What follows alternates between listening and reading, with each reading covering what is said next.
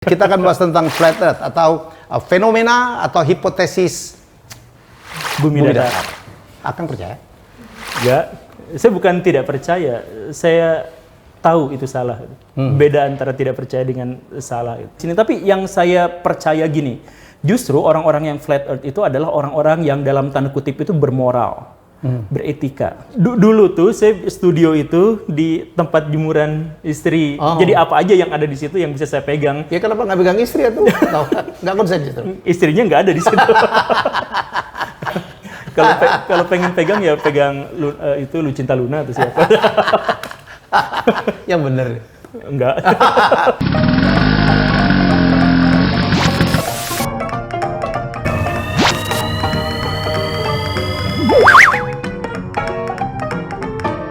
Kontroversi, toleransi. Jangan disingkat ya? Iya, jangan disingkat. Ini mah Jabar 1, Jabar 2. Saya KTP saya masih Bekasi, Kang. Oke, baik, jumpa lagi dalam acara ngobrol kami berdua. Kita ngobrol tentang kontroversi, dan kontroversi Anda boleh setuju, boleh tidak, Anda boleh toleransi. Oleh karena itu acara kita kontroversi, toleransi. Jangan disingkat.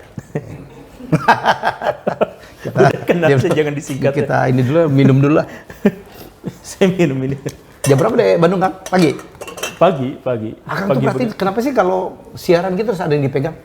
Ya, kalau saya ngomong tuh kan tanpa teks di depan tuh, ya, nggak ada apa. Jadi ya sama seperti orang butuh konsentrasi harus ngerokok gitu. Ya kayak gitu, karena saya nggak ngerokok gitu. Akang megang? Saya megang sesuatu gitu. Yang megang aneh-aneh, yang pegang sisir, jepit rambut. Itu nggak sengaja, itu jemuran. Dulu tuh saya studio itu di tempat jemuran istri. Jadi apa aja yang ada di situ yang bisa saya pegang. Ya kenapa nggak pegang istri atau nggak konsen justru? Istrinya nggak ada di situ. Kalau pengen pegang ya pegang itu Lucinta Luna atau siapa? Yang bener. Enggak. Ini kontroversi nih. Iya bener, kontroversi. Oke, kita akan lanjutkan, kita membahas sekali lagi ya. Tolong subscribe, like, komen ya. Anda boleh usul, boleh kritik. Kita berdebat di sini karena acara ini kita buat hanya karena saya dan Kang Guru nih, Kang Guru Gembul, memang meminta silakan kita boleh berbeda pendapat. Dengan berbeda pendapat artinya kita hidup, betul ya? Apalagi sekarang beda pendapat itu harus. Karena temanya ini, temanya harus beda pendapat. Beda pendapat. Dan kita akan membahas tentang, saya pikir ini kontroversi, konspirasi juga mungkin ya, yang salah satu yang paling hot dibicarakan. Iya, sejak tahun 2010. Iya. Iya. Sejak buku itu muncul ya. Iya. Iya. Yang ada penelitian segala macam itu, ada penelitian dari apa dokter dari Tunisia atau apa itu ya? Apa siapa? Samuel Rowbotham? Atau ada lagi yang setelah itu Samson? Iya. Pokoknya gitulah. Namanya gitulah juga semuanya. Kita akan bahas tentang flat earth atau fenomena atau hipotesis Bumi datar. Akan percaya? Ya, saya bukan tidak percaya. Saya tahu itu salah. Beda antara tidak percaya dengan salah.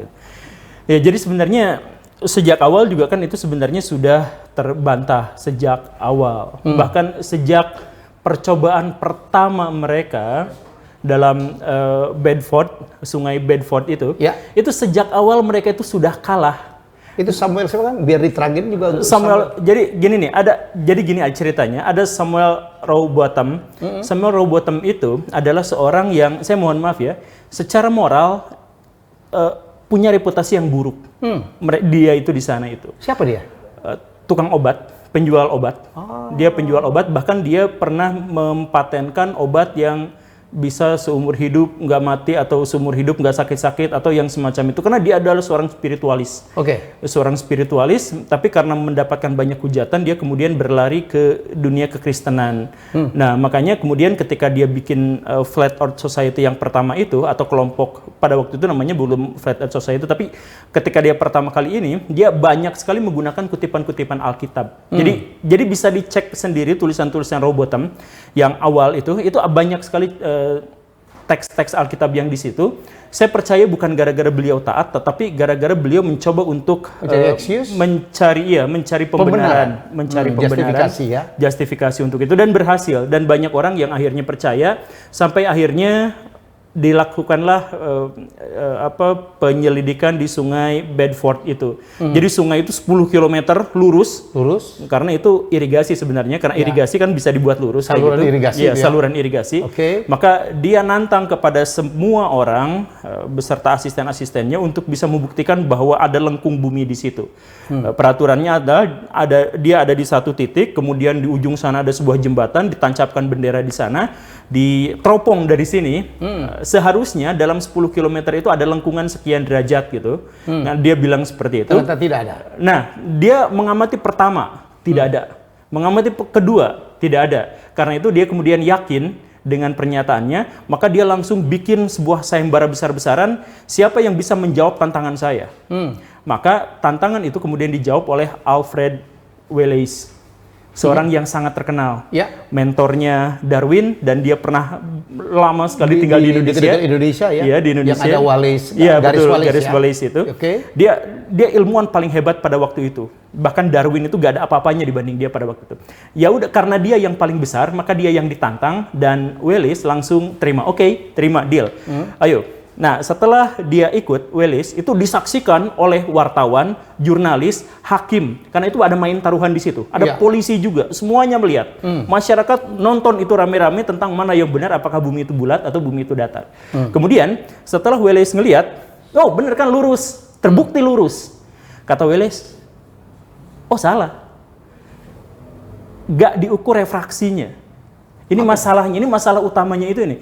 Jadi, sebuah benda itu kalau kita lihat kemudian dia pindah dimensi, pindah apa ya namanya, misalkan dari udara ke air gitu, itu kan kita melihatnya bakal bengkok kan, jadi pensil itu patah kalau dimasukkan. Istilah apa? Refleksi apa namanya? Iya, refraksi itu. Refraksi. Iya, itu patah. Nah, di sungai itu ada kabut, di sungai itu di atasnya ada uap air, ada banyak hal. Maka bukan hanya dihitung lurusnya aja, tapi dihitung dengan refraksi itu. Coba dihitung, masukkan rumus itu, masukin ke situ.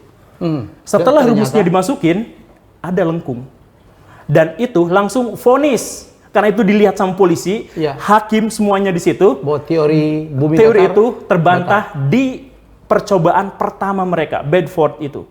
Dan bahkan Rowbotham itu sampai mengajukan gugatan ke pengadilan, gugatan ke Wallace dan lain sebagainya, dan melakukan intimidasi berulang-ulang.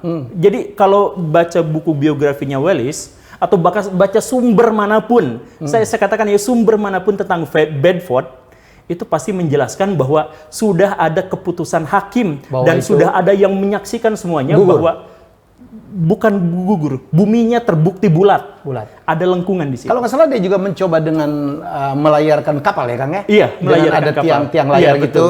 Setelah sampai 9,7 km diteropong dan ternyata kapalnya tetap utuh. Iya. Kalau lengkung kan mestinya kan kapalnya kan tidak utuh dong. Tinggal ujungnya aja. Iya, betul. Kalau saya sih logik aja mungkin kurang jauh kali Kang. Ya karena kan bumi itu kan besar sekali ya kan. Ya tapi mereka sebenarnya sudah menghitung bahwa bumi itu memang disepakati itu adalah 25.000 mil atau 46.000 kilometer. Iya. Ya betul kan. Jadi mereka sudah menghitung itu. Ya. Jadi mereka katakan seharusnya lengkung bumi itu sudah terlihat dalam 10 km. Mereka sudah menghitung itu dan sebagainya. Yang justru mereka tidak hitung itu yang tadi itu. Kita balik sekarang sejarah. Ini kan ahli sejarah nih. Oh bukan. Akang itu ngajar apa sih? PKN. PKN ya. Tapi pengetahuan karena baca di konten saya beliau ngomong. Ini kan dari mulai zaman Pythagoras, Socrates ya, bahwa dulu itu diyakinin mereka lah yang mengatakan bahwa bumi itu adalah datar. Kayak piring aja kan? Betul. Kayak lempeng piring, dan itu ada banyak sekali ya penemuan-penemuan artefak. Yang dimana peta bumi itu digambarkan datar. Mungkin bisa. Tapi soal peta bumi itu, saya sebelum cerita itu ya, peta bumi yang kemudian digunakan oleh Rowbotham dan kemudian digunakan oleh semua Flat Earth Society sekarang itu, semuanya itu sebenarnya bukan peta bumi. Kan mereka lihat tuh di film-film ada cuplikan-cuplikan, ada ini yang seperti itu. Saya kasih penjelasan ya. Jadi itu sebenarnya sama sekali bukan peta. Itu adalah proyeksi. Itu azimutal proyeksi. Jadi yang dibuat oleh Al-Biruni itu. Jadi kan bumi itu bulat. Karena bumi itu bulat, dia tidak mungkin digambar dalam bidang datar. Karena pasti bias, pasti distorsi. Bagaimanapun cara kita membuatnya. Iya, iya. Dari bulat begini, Iya. terus dibeginikan. Iya. Pasti bias. Iya, Kalau betul. nggak di sininya kan robek-robek dong ya. Betul. Oke. Makanya peta yang sekarang misalkan itu Rusia gede banget, lebih besar daripada Afrika gitu kan. Ya. Padahal cuma setengahnya, katakanlah seperti itu. Nah, yaitu gara-gara bias yang tadi itu. Nah, jadi soal peta itu seperti itu ya. Nah, kalau misalkan kita melihat dalam sejarah memang banyak sekali bangsa-bangsa yang menganggap bahwa bumi itu datar. Orang Mesopotamia menganggap bahwa bumi itu datar. Mesir. Mesir kuno Egypt, menganggap ya. bahwa bumi itu datar. Cina bahkan ya. Cina menganggap ya, Cina paling datar. Karena memang datar banget. Iya. Oke. Tapi itu semuanya bukan pengetahuan, itu bukan penelitian, itu mitologi. Hipotesis kah? Bukan hipotesis sama sekali, itu mitologi. Jadi mereka jadi misalkan gini, kalau kita bertanya sama orang-orang Hindu zaman sekarang, misalkan bumi itu bulat atau datar, mereka akan mengatakan bahwa bumi itu bulat. Karena ada ayat-ayat atau ada teks-teks suci yang bisa diinterpretasikan bulat. Tapi kalau orang zaman dulu menganggap bahwa bumi itu datar, kata orang Hindu, karena apa? Karena harus melayang di atas gajah, di atas kura-kura dan sebagainya, dan jadi kalau kura-kuranya bersin, misalkan ininya gempa dan sebagainya. Nah, itu semuanya dimulainya dari mitologi, dari kosmologi, bukan dimulainya dari ilmu pengetahuan. Yang memulainya segala sesuatu dari ilmu pengetahuan itu adalah orang-orang Yunani. Orang-orang Yunani berpikir kalau kan mereka itu mulai mikirnya itu dari jam. Mereka menggunakan jam matahari. Oke. Nah, ketika mereka menggunakan jam matahari itu, kenapa arah jam itu miringnya memanjang? Nah, itu memanjang berarti kan jadi matahari Dia kan misalkan pakai anggap- tombak begitu kan ya? Iya. Pakai iya. tombak. Nah, ketika mataharinya tenggelam, ini memanjang kan? Memanjang ya, memanjang. Nah, kata flat earth itu kan mataharinya bukan tenggelam, tapi menjauh kan Iya. pikiran mereka. Kalau pikiran mereka menjauh itu, maka si bayangannya nggak mungkin memanjang kan? Ini memanjang tuh karena gini gitu. Iya. Ya susah sih, ini harusnya pakai tertulis. Gimana ini? Bayangin aja. Ya bayangin aja, kita bayangin aja. Besok kita kasih papan tulis ya. Oke. Ya. Nah, tapi pendeknya adalah sebenarnya orang pertama yang kemudian membuat semacam kaidah-kaidah ilmu yang kemudian digunakan oleh orang di seluruh dunia itu kan adalah orang Yunani. Bukan berarti meremehkan bangsa-bangsa yang lain. Oke. Bangsa-bangsa yang lain memiliki keunggulan di bidang lain, tapi khusus untuk Yunani itu mereka memiliki metodologi ilmu yang kemudian kita gunakan sekarang. Nah, setelah mereka menggunakan metodologi ilmu, barulah ketahuan bahwa bumi itu bulat. Aristoteles Aristoteles mengatakan bahwa yang bumi pertama, itu bulat. salah satu ya. Salah satu Walaupun yang dia pertama. salah juga. Walaupun dia bumi bulat, tapi dia bilang bumi adalah pusat dari tata surya, iya. geosentris. Tapi Iya. pemahaman beliau atau statement beliau bahwa bumi itu bulat itu dari Aristoteles yang Iya. salah satu yang pertama ya. Salah satu yang pertama. Tapi sekali lagi Aristoteles juga sebenarnya bukan jadi dia itu adalah orang yang berbicara dan didokumentasikan paling awal, bukan berarti dia yang bicara paling awal. Betul. Seperti itu. Saya percaya itu. Iya. Karena di atasnya kan ada scholar-scholar juga. Iya, betul. Tapi akan bilang Pythagoras itu agak dukun juga ya. Kan Iya, yang Pythagoras bilang itu flat dukun. earth yang kencong banget tuh kan Pythagoras ya. Nah, Socrates juga. Nah, ini kesalahan metodologis dari orang bumi datar itu biasanya adalah mereka mencatut atau mencuplik atau mengutip pernyataan-pernyataan ilmuwan yang menurut mereka bisa ditafsirkan sesuai dengan ini. Padahal- Tapi mereka menolak orang-orang yang lain yang memiliki kompetensi yang sama. Jadi misalkan gini, mereka menolak Newton, tetapi mereka menerima Archimedes. Misalkan seperti itu. Iya, iya. Padahal segaris itu ya. Padahal segaris. Iya, iya, iya. Atau mereka misalkan mengutip bahwa Tesla itu adalah bumi datar. Padahal please lah baca buku Tesla yang asli, karya dia asli. Nikola Tesla loh ini ya. Iya, Nikola Tesla. Nikola Tesla bukan Teslanya Elon Musk nih Iya, ya. bukan. Oke. Please baca langsung bukunya atau surat-suratnya, korespondensinya, please baca langsung ya, baca langsung. Ya. Karena dia bahkan menggambar bumi itu bulat, dia tulis dan lain sebagainya. Ya. Mencatut gitu. Atau yang paling sakit itu Van Allen. Van Allen itu dijadikan referensi oleh orang-orang bumi datar untuk menyebut bahwa kita tidak mungkin bisa menembus angkasa karena ada sabuk yang kemudian dikenal sebagai sabuk Van Allen, sabuk radiasi. Ketika mereka mengatakan seperti itu, Van Allen-nya masih ada tapi tidak diajak konfirmasi. Jadi misalkan Pak Helmi mengatakan bahwa, Pak Helmi mengatakan bahwa Sriwijaya itu ada, kemudian ada orang yang mengatakan bahwa Sriwijaya itu tidak ada menurut Pak Helmi, tapi Pak Helminya nggak pernah diajak ngomong gitu. Nah ini nggak nyindir yang itu ya? Ya kata Sriwijaya. enggak. Ya kumpulan para perompak itu ya. Kebetulan. Oke, terus. Iya, tapi maksudnya adalah Ya. teori konspirasi itu bukan berarti bohong. Banyak teori konspirasi yang terbukti nyata. Oke. Tetapi teori konspirasi secara akademis tidak bisa disebut sebagai teori. Karena tidak mengkonfirmasi, tidak mengkonfrontir, tidak langsung ngobrol sama orang. Misalkan NASA bohong, pernah nggak mereka ngobrol langsung dengan NASA-nya? Ya. Mempertanyakan misalkan ke bulan dan Paling cuma sebagainya. baca, lihat Google doang, Kang ya? Iya. Kang, saya ketemu orang yang saya kaget, dia ternyata flat earth. Ya, dan ada yang fanatik banget. Ya. Ada yang ya menurut gua begitu. Iya. Ya gitu kan, ya pokoknya begitu gitu ya kan. Iya, Jadi nggak harus kita berdebat dengan yakin gitu. Jadi tapi ada yang ngotot banget. Pak Helmi, pernah nggak kalau bumi itu bulat itu, pernah nggak Pak Helmi menemukan orang terbang ke kutub utara, kutub selatan dan melaju sampai ke sana?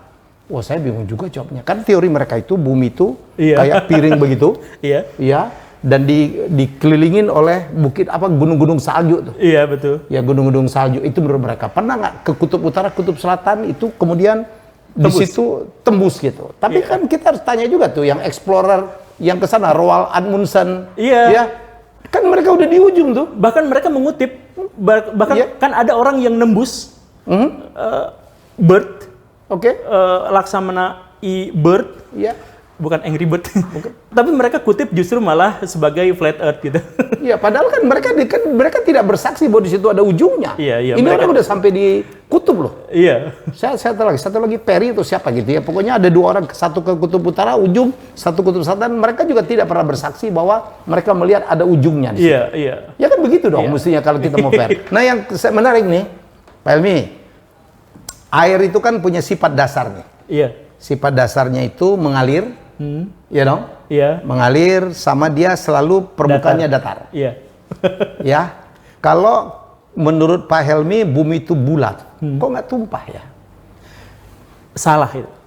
Ya kan gitu kan? Ini teorinya dia dong pemahamannya. Kok nggak tumpah? Iya. Ya kalau dia bulat mesti tumpah dong kemana-mana. Iya, gitu. betul. Di mana? Kalau itu akan bisa mematahkannya gimana? Air itu bukan datar. Sifat air itu permukaannya bukan datar.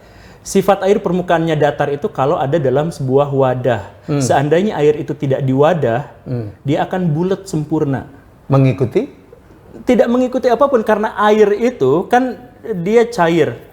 Karena dia cair itu dia akan bulat. Makanya kalau air hujan dipoto itu bulat pasti. Kalau misalkan itu yang disebut dengan drop. Iya, Teardrop. itu pasti bulat Itu bagaimana kalau kecil. Iya, kalau besar pun sama seperti itu. Jadi air itu sebenarnya adalah bulat. Nah, disimpan sama sini. Nah, ini gitu. air. Kebetulan gue mau minum. Diminum. Alasan mau minum aja. Oke, terus. Nah, air itu kelihatan di sini datar itu karena mengikuti bahwa di sininya juga datar. Kalau misalkan airnya segede ini ya pasti bulat juga sebenarnya. Nggak bisa diterangkan kalau ada gravitasi ya, Kak? Mereka mentokkan Gravitasi lah yang membuat semua yang ada di atas bumi itu tidak jatuh atau tidak tumpah. Iya.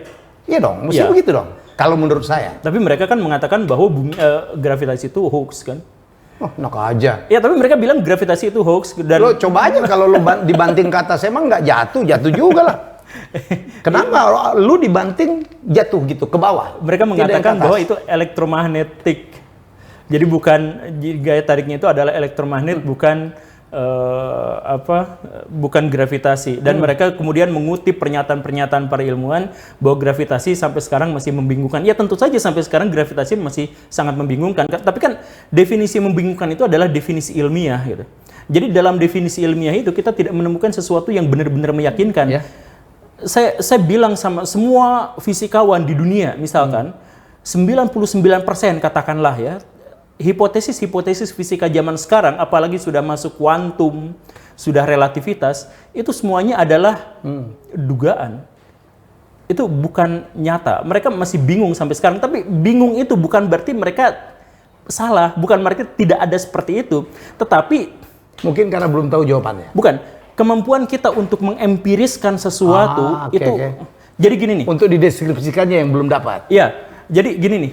Diduga. Ya semuanya berasal dari hipotesis kan? Iya, betul. Diduga Yang membuat ada gravitasi itu adalah graviton. Graviton itu bagian dari muon. Muon itu ada dalam partikel yang sangat-sangat kecil. Gimana caranya kita melakukan studi terhadap partikel yang sangat kecil? Teknologinya belum ada. Ya. Nah, itulah yang pada akhirnya menyebabkan kebingungan itu. Bukan berarti gravitasinya menjadi tidak ada. Gitu.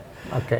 Jadi ya banyak sekali kesalahpahaman di sini. Tapi yang saya percaya gini, justru orang-orang yang flat earth itu adalah orang-orang yang dalam tanda kutip itu bermoral, beretika. Jadi mereka bisa berpandangan seperti itu gara-gara misalkan mereka kecewa terhadap realitas dunia yang dikuasai oleh sekelompok kecil manusia, sedangkan sekelompok besar manusianya tidak terakomodasi kehidupan layaknya. Begitu. Ini konspirasi. Iya, konspirasi. Jadi kenapa mereka berkonspirasi kenapa mereka percaya dengan cara seperti itu? Karena mereka tahu, melihat dengan mata kaki mereka sendiri dan mata kepala mereka sendiri bahwa sekarang dunia sedang tidak baik-baik saja, maka mereka mencoba untuk mencari pelarian. Tapi ya itu. Perhatian juga ya. Ya, tapi ininya kan salah. Ininya salah. Jadi premis-premis yang mereka gunakan itu keliru. Makanya kalau misalkan ada flat earth, ayo kita diskusi sama-sama terbuka secara publik gitu. Siap. Kalau saya menerangkan kemarin waktu saya diskusi sama teman-teman yang pemercaya flat earth, saya bilang tolong terangkan kepada saya proses terjadinya siang dan malam. Iya. Kenapa bisa terjadi demikian smooth? Iya. Kalau lurus matahari bergerak. Kalau dia ngilang tuh kan mestinya kaget ya kan? Hilang. Iya dong, kan begini tuh. Iya. Balik lagi ke siang atau balik lagi ke malamnya gimana coba? Itu nomor satu. Nomor dua, gerhana bumi. Iya. Gerhana bumi itu adalah posisi di mana bumi berada antara bulan dan matahari. Iya. Di mana kita melihat bulan itu menjadi sabit ya. Iya. Karena sebagian dari permukaan bulan tertutup bayangan matahari tapi keblok oleh bumi. Iya. Kan nggak kotak. Iya. Nggak kotak. Kan sulit saya lah. Itu kan udah ada gambar-gambar dari astronot. Hoax. Gambar astronotnya hoax. Iya, makanya karena mereka menolak semua ilmuwan, pada akhirnya tidak ada di antara mereka itu yang seorang profesional. Tidak ada seorang pun di antara mereka yang seorang akademisi gitu. Jadi kalau misalkan berbicara tentang fotografi ini, tidak ada seorang pun di antara mereka yang fotografer gitu. Ketika mereka berbicara tentang fisika, tidak ada seorang pun di antara mereka itu adalah yang akademisi fisika gitu. Ya, tapi gak apa-apa, sekali lagi itu perjalanan. Ini bagaimanapun ini adalah perjalanan. Ini yang membuat kita menarik. Mari berdebat secara sehat. Silakan beropini. Yang jelas saya tadi pagi melihat saya orang Indonesia paling saya hormatin, paling jenius dan juga paling ilmiah menurut saya almarhum Pak Habibie. Dan saya cek apa komentar Pak Habibie, nggak percaya dengan Habibie Datar. Anda boleh percaya, boleh tidak. Serahkan kita masing-masing. Mari kita berdiskusi, mari kita berbeda pendapat. Berkontroversi dan toleransi. Jangan disingkat. Bye-bye.